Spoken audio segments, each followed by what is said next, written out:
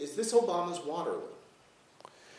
No, because I hear the press rallying the troops again, and the new slogan is "Don't nix it, fix it." You know, we're back to slogans, and every leftist seems to solve a problem with the slogan.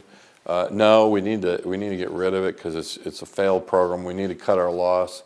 If this was a private corporation, all the stockholders would pull the funding, but instead they're asking to put more and more money into it.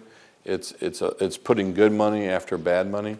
They had plenty of money and plenty of time to get this up and going, and people are finding out more and more that this is just a bad idea.